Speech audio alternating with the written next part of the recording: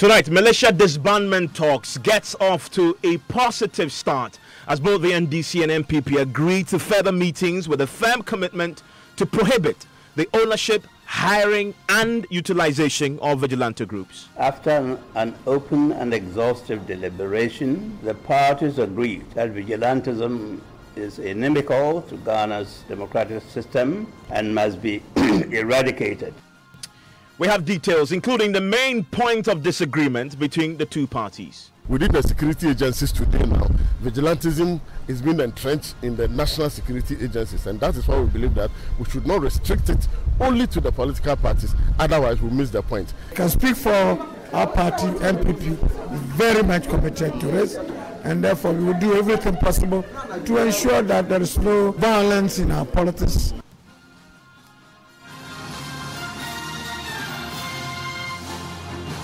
This is Top Story with Evans Mensah.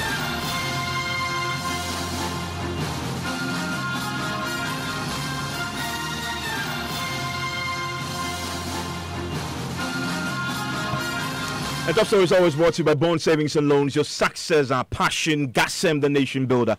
Vodafone, the future is exciting, ready, and Nationwide Medical Health Insurance, your healthcare family. It took 47 days, but eventually the main political parties, the two main political parties, have finally actualized the president's directive for them to meet to disband their respective vigilante groups. Now, Joy News can report that the parties agreed to disband political vigilantes affiliated to them or owned by party elements. There's, however, one note of disagreement between the NDC and the MPP, bordering on whether or not to extend the disbandment to those suspected vigilante elements recruited into the security services. More on that shortly. But first, my colleague Elton Brobe just returned from that meeting and joins me in the studio with details of what the meeting managed to achieve today.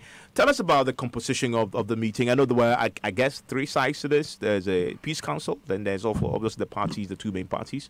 Yes, Evans. So the peace council was represented by Susubiribi SKB Asante, the Oman Hene of Asukari Mapo Ashanti region, who was the chair for this particular meeting.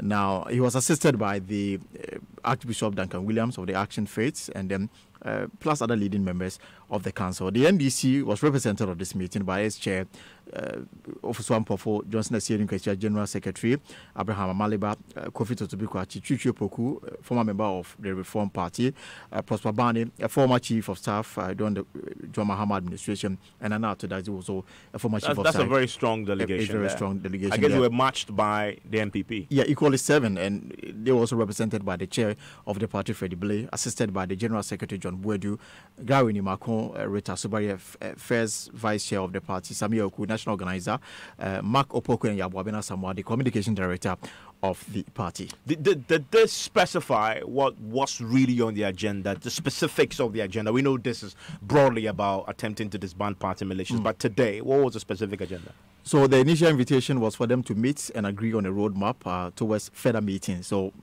today's meeting was to set the ground rules to inform the next meeting. So basically, it was just about for them to set the ground rules. And I get a sense that there's a lot of transparency involved in this, because we've seen a communique that is out today. Exactly, yeah. That telling us what they managed to achieve. So the meeting lasted 4 hours, and they came up with a 4-paragraph communique.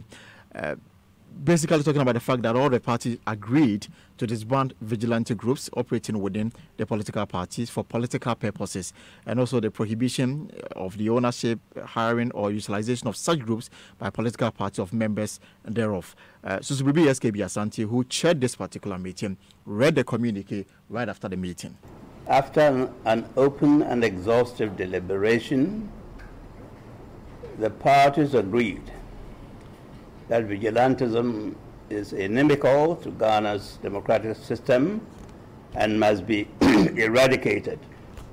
With respect to the immediate focus of the mediation or dialogue, the NDC is of the view that it should be the eradication of political vigilantism in all its ramifications, while the NPP is of the opinion that the focus should be political party vigilantism in all its ramifications. Significantly, though, both parties agree to engage in deliberations aimed at 1. Disbanding vigilante groups operating within political parties or for political purposes. 2. Prohibit the ownership, hiring, or utilization of such groups by the political parties or members thereof. And 3. Cooperating with state agencies and stakeholders in the total eradication of such groups or incidents of vigilantism in the country. It should be noted that the two parties are also committed to exploring other processes in relation to the elimination of vigilantism. This will conclude our deliberations, but I would like to point out that is the beginning of the dialogue. Exactly the beginning. And Elting, I'm curious to know what the reaction of the parties were, particularly the MPP. Right, so I spoke to Freddie Blair, who is the national chair of the MPP, right after the meeting.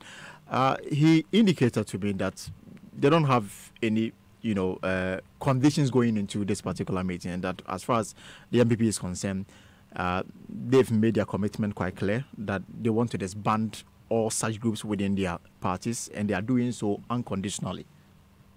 It's been exhaustive, and it's been give and take, and we thank the panel members for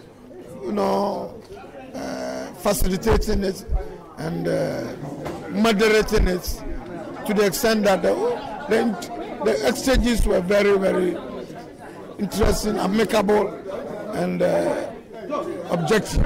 So I believe this is not the end.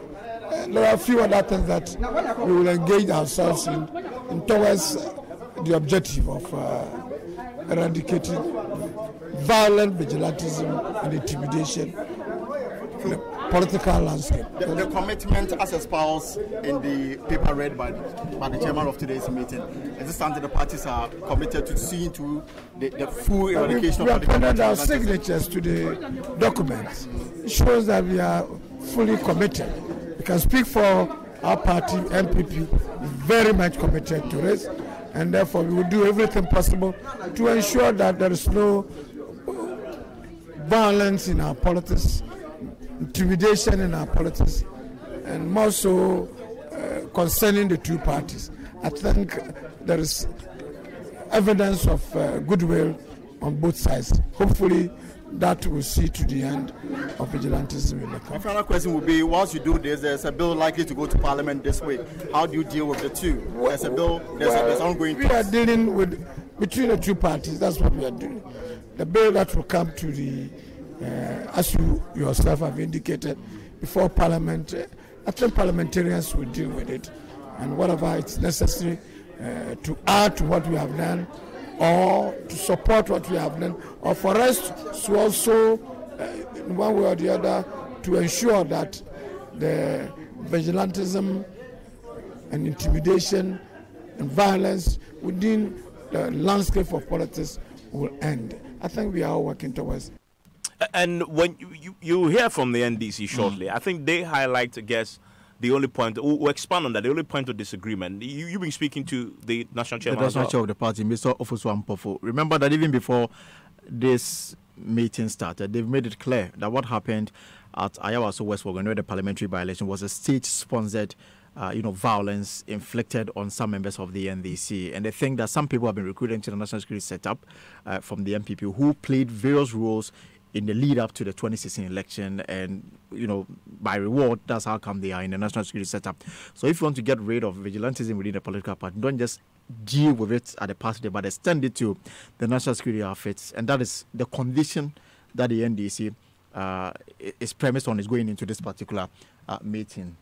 We believe that vigilantism goes beyond political parties, because there are other vigilante groups outside political parties whose work undermine our democratic process. So we want an all-encompassing approach to dealing with the issue of political vigilantism once and for all, and not a piecemeal approach, which for us will not solve the problem for the country. So the first bit, will you say that the cordiality was there? I think it's going forward. Very good. We're cordial, the environment was good, and we believe that going forward we'll be able to come out with pragmatic solutions in addressing this issue of vigilantism. We know we are talking about beyond political parties, because even within the security agencies today now, vigilantism is being entrenched in the national security agencies, and that is why we believe that we should not restrict it only to the political parties, otherwise we'll miss the point. And there are other groupings that are also operating outside the political parties whose activities still impinge on our political democratic process. Thank you very much. The bill is going to Parliament. Before this meeting, there was proposal from your side about engagement. That's all. That's it.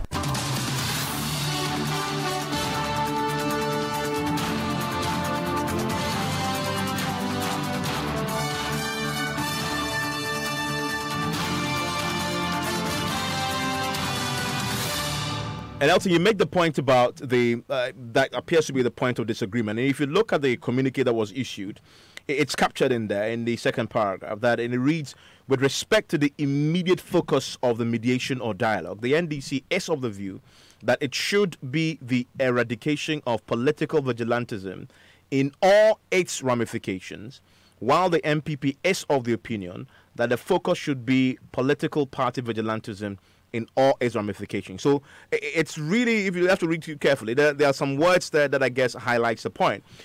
Whilst the NPP wants focus on political party vigilantes, that's in political party vigilante groups affiliated to the parties, owned by individuals in the party, or used for the party's purposes, the NDC is a bit broader. It says do that, but also, as you've indicated, bring in elements that we suspect have been recruited into the security services. And we must point out that in the NDC's letter, one of the letters to the president, they made this allegation. The president, in writing back, was categorical in stating that it isn't true. In fact, the NDC had alleged that it had played out before the Commission of Inquiry, that some of the executives had come to admit that individuals had been recruited into the security services. The president was very clear that that isn't true, and that nobody has been recruited. But NDC still holds a suspicion. Right. And so they've made the point in the meeting today that that is what we want. We agree with the NPP that, yes, let's disband political party militia groups. However, extend it. Right. Indeed, information I've picked is that even at the meeting before this communique could be signed onto by the various political parties, the NDC made it clear that the reason why the political parties have in their mess the vigilante groups is the lack of trust they have in the national security setup, especially during electioneering periods. And if they are being called upon to disband these parties in their ranks, or these members in their ranks, then they should be given the assurance that in the 2020 elections, the police and the other security agencies will be fair, neutral, and impartial in carrying out their responsibilities. Other than that, the talks that is ongoing will be defeated, because at the end of the day, the opposition parties have lost total confidence in the security agencies, especially on election day. So they can only rely on their own setup to protect the ballot box. So if they have been called upon to disband them, then the assurance should be there that in 2020, the security agencies will play their role such that there will not be the need for anybody to bring an external force to protect the ballot box. And that's been the concern of the NDC even before this ground-setting meeting got underway this morning. So the fundamental question going into the additional planned meetings in the future is, how does the mediators, how do the mediators resolve this particular difference? You see, and if you read the statement, the bigger point to note is that the parties have committed to meet again to try and iron the details out, this particular issue out. So how do they go about fixing this disagreement? We've been speaking to Deputy Executive Director of the CDD, Dr. Franklin Odro, who we will hear from shortly. But we can speak to right now the Mr. Kakra Samwa, who was part of the NDC's delegation in this particular meeting. Mr. Samwa, thank you for your time here on Top Story. Thank you very much, Mr. Evans. Yes, I just was reading the communique, and it captures an element of, I guess, slight disagreement in terms of, for me, it goes to the scope of the disbandment, whereas the NPP, we are told by the communique, is insisting that the disbandment should be limited to political party vigilantes. The NDC is insisting it should be political vigilantes in all its ramifications, including, I guess, as you've noted already, those you suspect have been recruited into the security services. Explain why that is so key in terms of articulating the NDC's position. Because we know, as a matter of fact, a lot of Ghanaians do know, as a matter of fact, that the vigilantes are not only for political activities. Sometimes it's the same group of people who are hired by both the NDC and the NPP, or sometimes chieftaincy contractors, or sometimes as land guards, sometimes even to secure Galamsey rights. So we want the dialogue to encompass all these elements so that we can bring a total end to this practice. The point, though, is that is based on suspicion and not fact, is it? It is based on facts. I said that we know as a fact. I'm sure you heard that one. Yeah, I do, but I only say that because in one of the letters to the president, this same allegation or point was made. The president writes back and was categorical that it isn't true, it isn't factual that people have been recruited into these services from party vigilantes. Don't go too far. Let us just turn our minds back to the proceedings of the Short Commission. We in the NDC are convinced that Double Akomia is a vigilante of the NPP who was recruited into the security services. You know, that question was put to him. He's an example that proves our point. You know, that question was put to him and he denied that he was a vigilante. What were you expecting? No, but that's the point I'm making, right? It's his word against yours. He says he was a party executive. When we get to the brass tacks, we will establish conclusively that certain elements have been incorporated into the security services and other government organizations who are there because they are vigilantes of the NPP. And I guess as part of the negotiations, if that is your position, you will have to come with facts, names. Exactly. And you have all that to back that. Exactly. You have all the facts to back that, you say? No, we have no problem at all in producing that type of evidence. However, though, the NDC and others will say that when you were in government, you also did same. And so you accept that was... If this allegation is true, if this allegation is true of the MPP, it should be true of the NDC as well. Whenever I hear this, especially from those who should, and I'm not necessarily casting aspersions against you, but especially from those who should know better, I get very sad for Ghana. Are people saying that if a mistake was made yesterday, it should be repeated today, and that the repetition today is a justification for the mistake that was made yesterday, or vice versa? I do not understand that sort of argument. Don't we want to progress? Evans, don't you and I want to develop? Don't you want to make today better than yesterday? Why do you always make that sort of argument? To prove what? To establish what? I think the substance of that question and those who raise it is, if you're insisting that now, then shouldn't the NDC, in good faith, admit that yes, we did same and we have done same, as you accuse the MPP of doing, and so it's important. If I end, hold on. No, just a second. If I end, you understand my question, and that in good faith, if we're disbanding and extending it to these agencies, we expect that to include every individual in there who is politically aligned to a vigilante group in the past.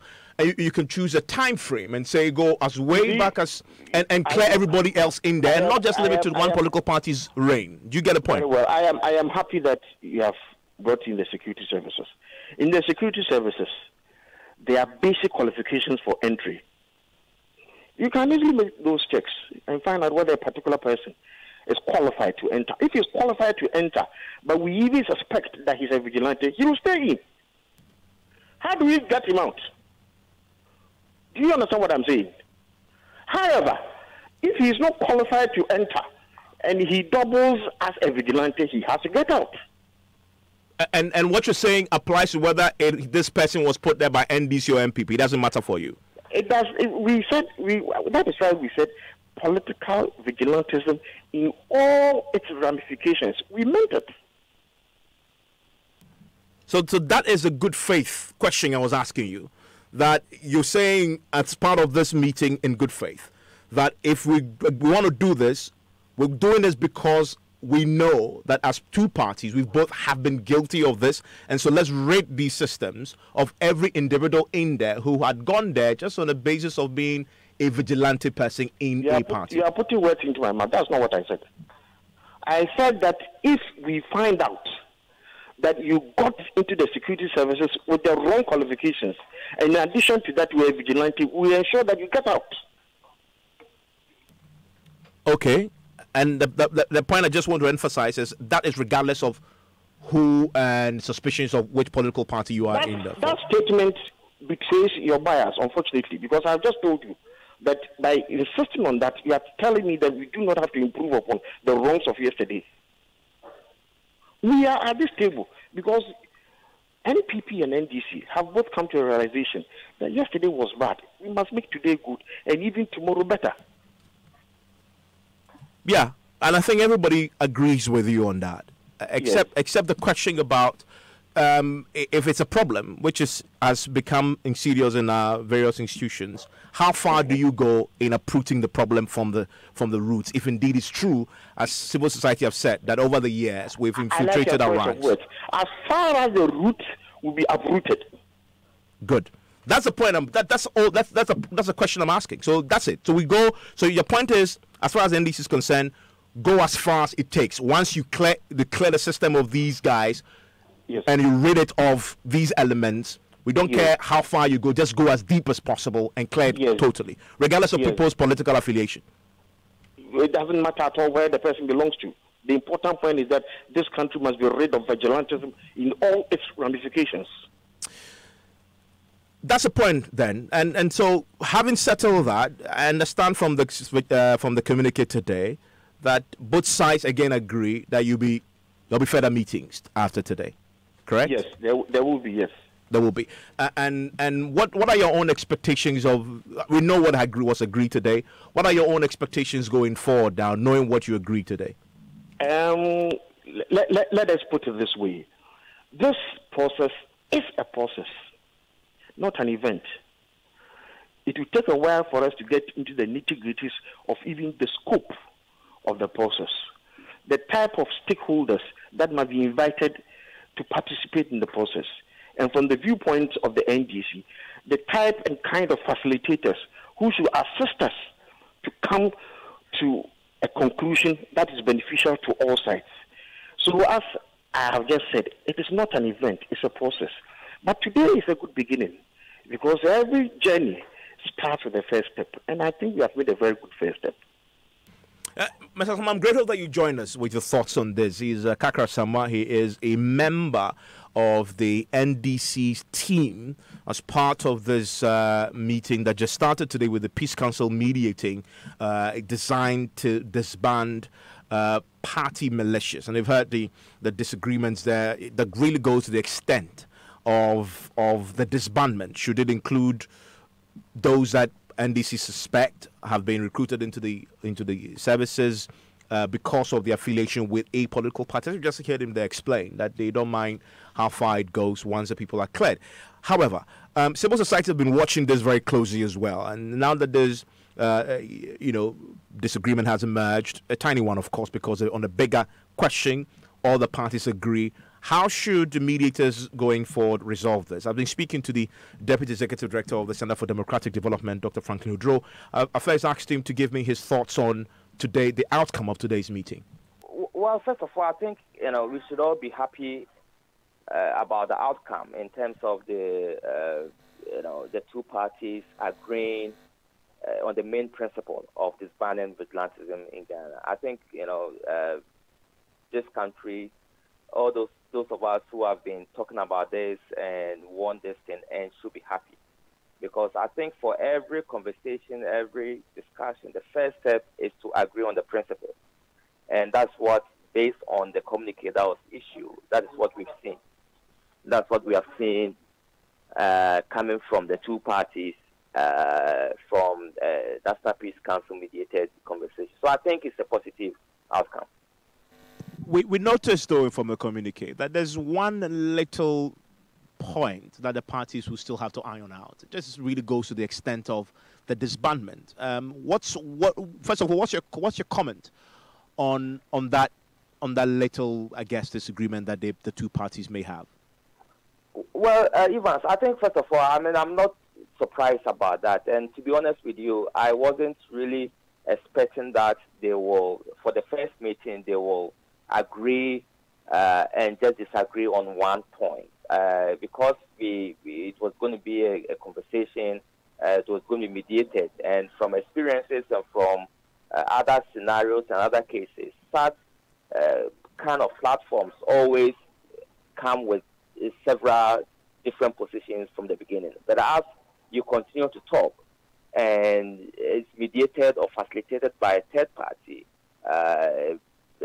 positions shift and people come to a common ground. So I'm not too surprised that for today's meeting there's a sticky point. There's something that they disagree. But going back to the substantive question, which is the issue, the matter, really, it's sort of a matter of semantics. So there's one position that talks about just focusing on political party vigilantism, and then another position talking about broad political vigilantism as a subject. But I suspect that, and without having background as to the reasons and positions of these two parties on this particular point, it is not clear as to why that became a sticky point. But I think that if you want to solve this problem, if you want to deal with this problem, then we have to deal with it holistically.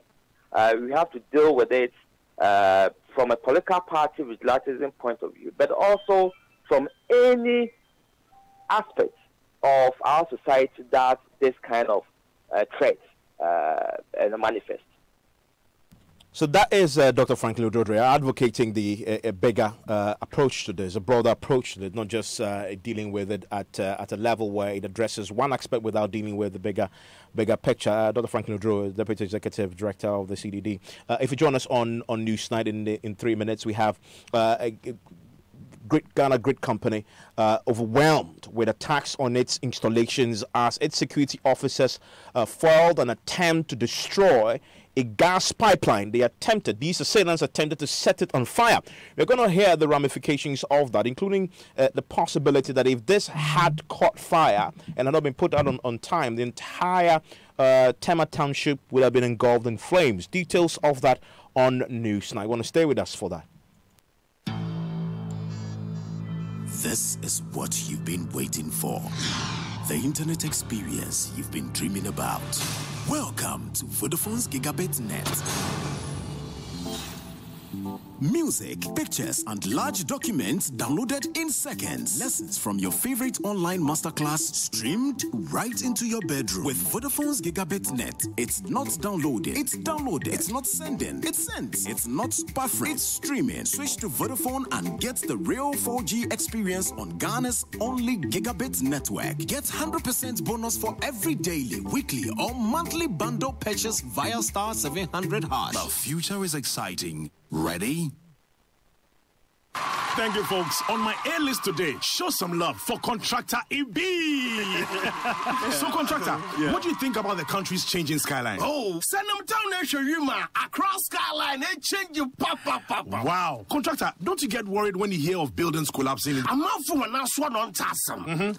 It is the likability of using low quality product. Please explain why. Yeah, cement is no quality on your gasem. Village of Fefu. It was built with gasem. Says the gasem construction. Osi ho pumping. She N1. Kenya Market. Kotokana Kumasi Airport. Cape Coast Stadium. Atrabu gas project in Gasebo. Messi what the quality. You know what is quality? Gasem. 3 cement grades. Greater value. Gasem. The nation builder.